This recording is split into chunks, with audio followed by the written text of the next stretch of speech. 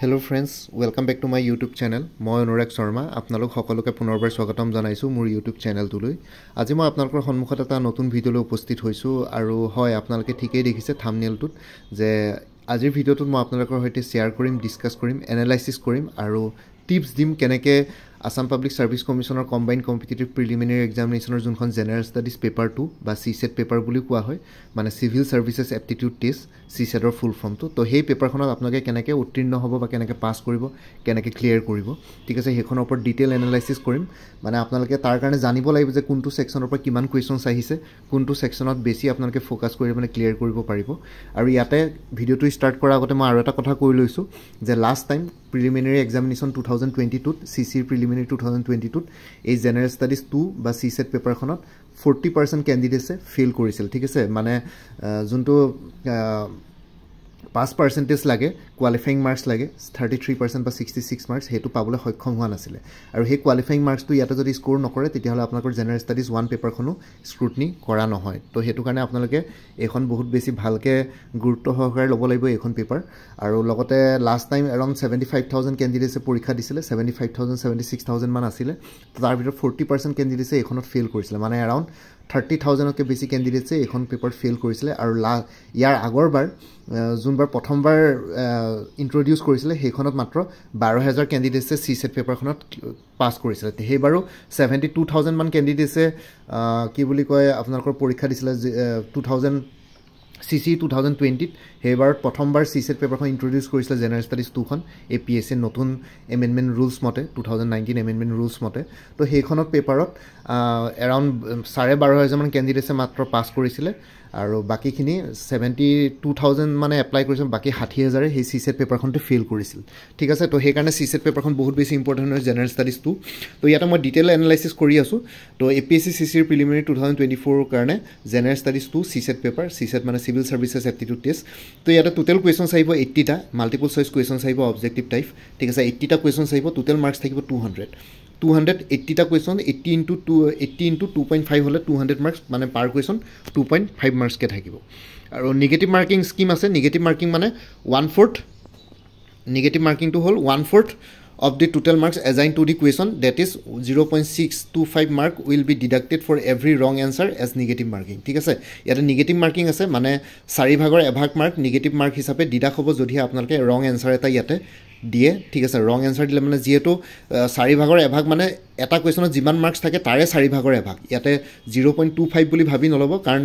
এটা কোৱেশ্চনত যেহেতু 2.5 মাৰ্কস কে আছে সেই 2.5 মাৰ্কসৰ 4 ভাগৰ এভাগ যদি ডিডাক্ট হয় তেনলে নেগেটিভ মার্কিং স্কিমটো হয় 0.625 এতিয়া আপোনালোকে হেতু বস্তু ভালকে বুজি লওক CSET পেপাৰ নেগেটিভ মাৰ্কিং আছে 0.625 তো ইয়াতে আকৌ আপোনালোকে বেলেগকে কাউন্টাৰ কমেন্ট নকৰিব যে আপোনাৰ ভুল হৈছে কিবা হৈছে মই APSC ৰ লগত বহুত দিনৰ পৰা জড়িত হৈ বহুতবাৰ প্ৰিলিমিনাৰী ক্লিয়াৰ কৰি মেইনছ ক্লিয়াৰ কৰি ইন্টাৰভিউ দিছো তো হেতু কাৰণে মই জানো তো CSET পেপাৰখনৰ কেনেকুৱা কি হয় গুটে এনালাইসিসটো 0.625 নেগেটিভ মাৰ্কিং হিচাপে ডিডাক্ট হ'ব আৰু ইয়াতে কোৱালিফাইং পাৰ্সেন্টেজ কোৱালিফাইং স্পেলিং তো ভুল হৈছে এটো হেৰি কৰক আপোনালোকে ইগনোৰ কৰক qualifying percentage of marks hall 33% or 66 marks ঠিক আছে তো ইয়াতে কোৱালিফাইং পাৰ্সেন্টেজ 33% or 66 মাৰ্কস মানে আউট অফ 200 আপোনালোকে 33% স্কোৰ কৰিব লাগিব তেতিয়া ইয়াতে কোৱালিফাই কৰিব বা 66 marks out of 200 66 marks score কৰিব লাগিব তেতিয়া হলে এখন কোৱালিফাই কৰিব আৰু এইখন পেপাৰ যদি আপোনালোকে সেই 66 মাৰ্কস তো নাপায় বা 33% নাপায় তেতিয়া আপোনালোকৰ যোনখন জেনাৰেল ষ্টাডিজ পেপাৰ 1 হয় হেকনো স্ক্ৰুটনি কৰা নহব আৰু এটা CC প্ৰিলিমিনাৰী 2022 পেপাৰখন যদি এনালাইসিস কৰো তেতিয়ালে ইয়াতে ইংলিশ কম্প্ৰিহেনশন আহে তো এবাৰ যদি কোৱেশ্চন পেপাৰ অসমীয়াত আহে নাজানো কিন্তু মোস্ট প্ৰবাবলি অসমীয়াত কোৱেশ্চন পেপাৰ আহা চান্সেস বহুত কম আছে বহুতবাৰ তেনেকুৱা ডিসিশন লৈছে কিন্তু হলেও অসমীয়াত কোৱেশ্চন পেপাৰ আহিব যে মোৰ ইমানো মই গ্যাৰান্টি দিব নোৱাৰা আপোনালোকক তো হেতু কাৰণে আপোনালোকে ইমান আশা নকৰিব আহিলে তো ওয়েল এন্ড গুড আসামিজ ব্যাকগ্ৰাউণ্ডৰ ক্যান্ডিডেট সকলৰ কাৰণে অসমীয়া স্কুলত পঢ়া ক্যান্ডিডেট সকলৰ কাৰণে কিন্তু যদি নাহে আৰু উপায় নাই তো লাষ্ট টাইম তো আহা নাছিলে তো হেকাৰণে ইয়াতে মই ইংলিশ কম্প্ৰিহেনশন বুলি কৈছো কম্প্ৰিহেনশন মানে এটা পেৰাগ্ৰাফ দিয়া থাকে পেৰাগ্ৰাফটোত কিছুমান ফ্যাক্টস ষ্টৰী দিয়া থাকে সেই ষ্টৰীটোৰ অনুসৰি আপোনালোকৰ পেৰাগ্ৰাফটো পঢ়ি পেলাই তাতে দুটা তিনটা কোৱেশ্চনছ দিয়া থাকে সেই কোৱেশ্চনছ কিটা ফলো আপ কোৱেশ্চনছ থাকে এই কোৱেশ্চনছ কিটা আপোনালোকে আনসাৰ কৰিব লাগে ঠিক আছে তো টোটাল কোৱেশ্চনছ আহিছিলে তেনেকুৱা কম্প্ৰিহেনশন লাষ্ট ইয়াৰৰ কথা কৈছো 2022 বেটছৰ কাৰণে যোনটো 2023 ত হৈছিলে প্ৰিলিমিনাৰী তাতে 16টা কোৱেশ্চনছ আহিছিলে 16টা কোৱেশ্চনছ 2.5 মাৰ্কে 40 মাৰ্কস আছিল ইয়াতে কম্প্ৰিহেনশ্যনৰ কুৱেশ্যনছ যদি আপোনালোকে মেক্সিমাম কুৱেশ্যনছ কাৰেক্ট কৰিব পাৰে তেতিয়াহ'লে 40 মাৰ্কছ পোৱা চান্সেছ থাকিব মানে 40 মাৰ্কছ যিহেতু আছে তো ইয়াতে যদি 30 মাৰ্কছ মানো পায় তেতিয়াহ'লে সেই 66 মাৰ্কছটো পাবৰ কাৰণে বহুত বেছি দূৰ নহ'ব তো সেইটো কাৰণে আপোনালোকে কম্প্ৰিহেনশ্যনখিনি ভালকৈ প্ৰেক্টিছ কৰিব কাৰণ মোৰ প্ৰিলিমিনাৰী কোৰ্ছটো মই কম্প্ৰিহেনশ্যনখিনি ইনক্লুডেড কৰা আছে মোৰ দেন 16টা কুৱেশ্যনছ কম্প্ৰিহেনশ্যন লাষ্ট ইয়েৰৰ পেপাৰ ছল্ভ কৰি পেলাই আপোনালোকক দিছিলোঁ প্ৰিলিমিনাৰী যোনটো ফুল কোৰ্ছ আছিলে তো সেইখিনি অলপ চাই যাব ষ্টাডি কৰি পেলাই নিজে এনচাৰটো অলপ বিচাৰিব এনচাৰ দিয়াই আছে তথাপিতো আপোনালোকে অলপ চাব তাৰপিছত identification of correct incorrect statements ঠিক আছে কাৰেক্ট আৰু ইনকাৰেক্ট ষ্টেটমেণ্টছ বিচাৰিবলৈ 4টা কুৱেশ্যনছ আহিছিলে 4টা কুৱেশ্যনছ 2.5 মাৰ্ক 10 মাৰ্কছ থাকিব ঠিক আছে identify the correct incorrect statements মানে সেইটো ইংলিছ গ্ৰামাৰ টাইপৰ কুৱেশ্যনছ নহয় তাতে আপোনালোকৰ 4টামান কুৱেশ্যনছ দিয়া থাকে তাৰ আপোনালোকে এনালাইচিছ কৰি পেলাই কোনটো কুৱেশ্যনছ কাৰেক্ট হয় সেইটো উলিয়াব লাগে একচুৱেলি ইংলিছ গ্ৰামাৰৰ লগত আপোনালোকে কনফিউজ নহ'ব মানে ধৰক কিবা এটা ধৰক এটা সেন্টেন্স দিয়া থাকে সেই সেন্টেন্সটোৰ ভিতৰত কোনকিটা 4টামান সেন্টেন্স দিয়া থাকিব সেই সেন্টেন্সকিটাৰ ভিতৰত কোনটো সেন্টেন্স এক্স্যাক্টলি কাৰেক্ট মানে কি আপোনালোকৰ তাতে মিনিং দিয়া থাকিব অকমান এনালাইসিস কৰিব লাগিব হেতু মতে কাৰেক্ট ইনকাৰেক্ট সেন্টেন্স আপোনালোকে তাতে বিচাৰিব লাগিব ঠিক আছে বেসিক্যালি কথাটো তেনুকুৱা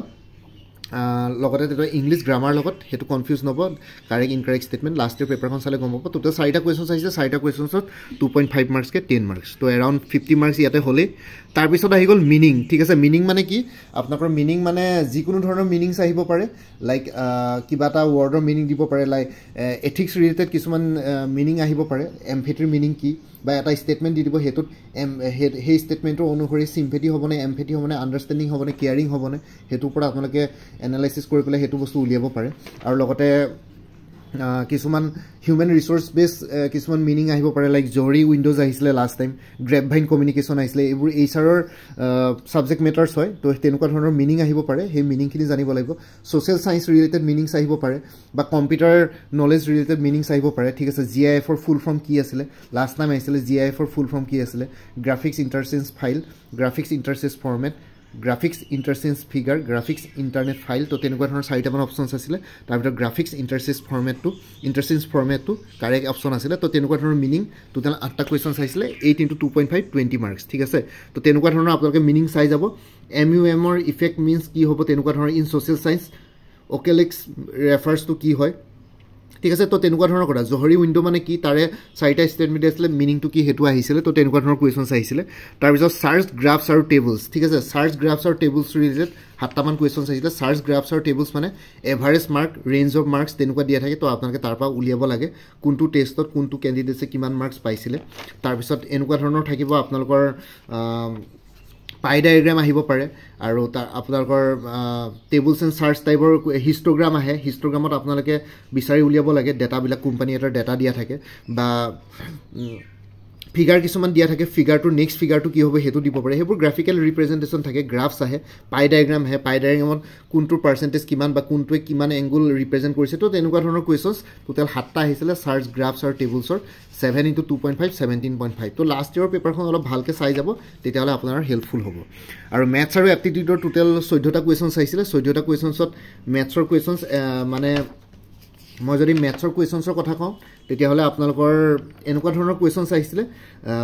ওয়াকিং ডিসটেন্সৰ বা ডাইৰেকশনছৰ কোৱেশ্চনছ আহিছিল সিম্পলিফিকেশন আহিছিল ঠিক আছে তেনেকুৱা ধৰণৰ কোৱেশ্চন আহিছিল বডমাছ ফৰ্মুলা ইউজ কৰি পেলাই তেনেকুৱা ধৰণৰ কৰিবলৈ আহিছিল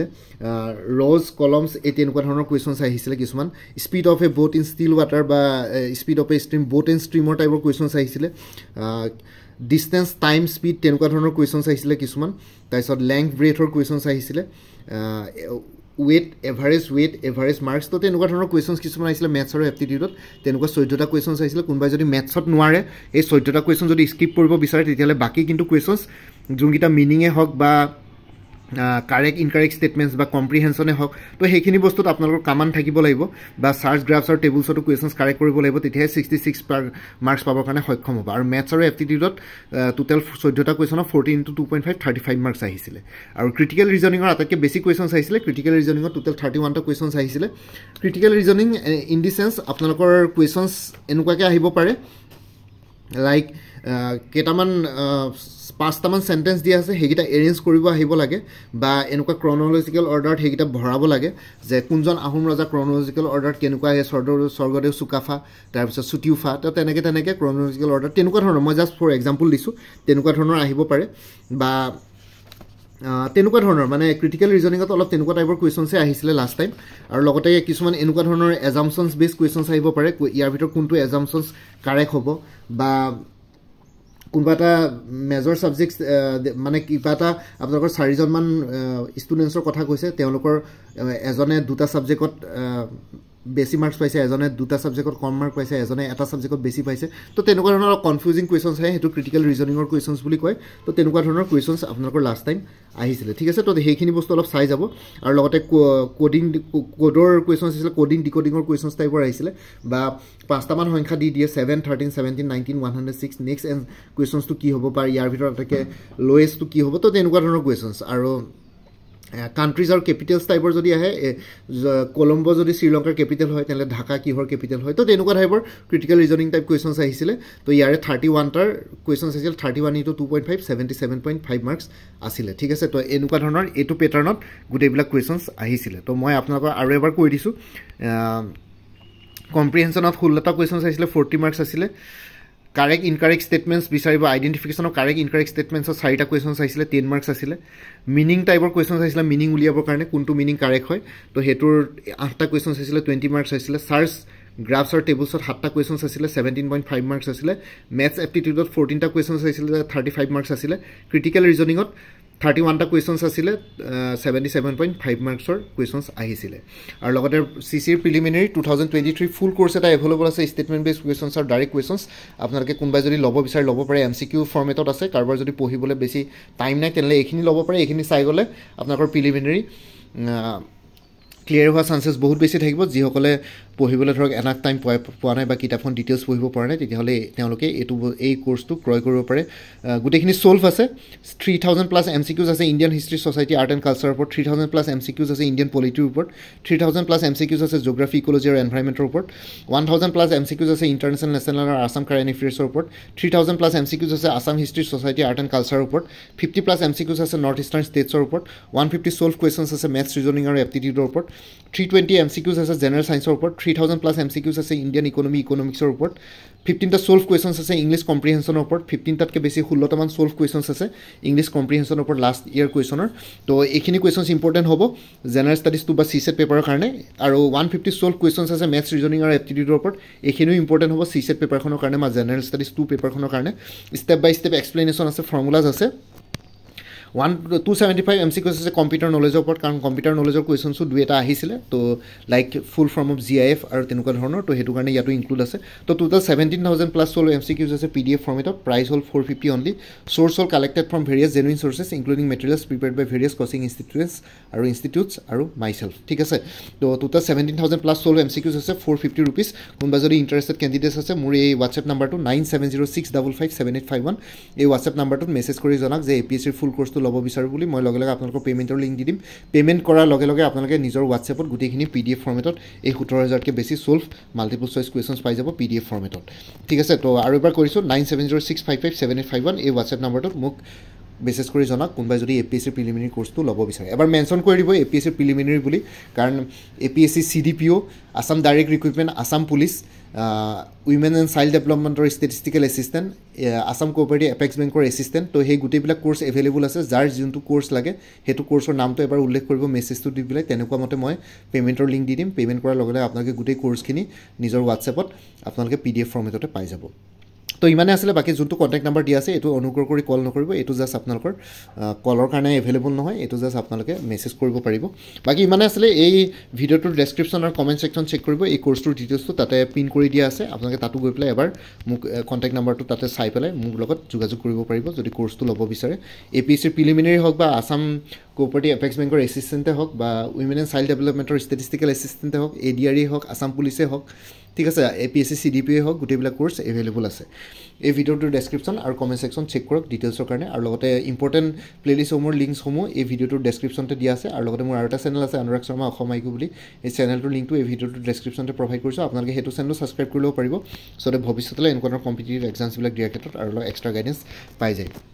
বাকী মোৰ ভিডিঅ'ছবোৰ চাই যদি ভাল পায় মোৰ চেনেলটো ছাবস্ক্ৰাইব কৰি ল'ব আৰু লগতে আপোনালোকৰ যিমানখিনি ফেমিলি ফ্ৰেণ্ডছ ৰিলেটিভছ আৰু চিনাকি এক্সপিৰিয়েঞ্চ আছে তেওঁলোকৰ লগত মোৰ চেনেলটো শ্বেয়াৰ কৰিব লগতে কমেণ্ট ছেকশ্যনত জনাব কিবা যদি কুৱেশ্যন থাকে ডাউট থাকে মই নিশ্চয় আপোনালোকৰ কুৱেশ্যনছ আৰু ডাউটছবিলাকৰ ৰিপ্লাই দিবলৈ চেষ্টা কৰিম বাকী আজিৰ ভিডিঅ'টো ইমানতে সমাপ্ত কৰি আপোনালোক সকলোৰে পৰা বিদায় ল'লোঁ কাইলৈ পুনৰ এটা নতুন ভিডিঅ'লৈ আপোনালোকৰ সন্মুখত উপস্থিত হ'ম তেতিয়ালৈকে ভালকৈ প্ৰিপেৰেশ্যন কৰি থাকক সকলোৱে অল দি বেষ্ট থাকিলে bye and take care friends Bharat Mata কি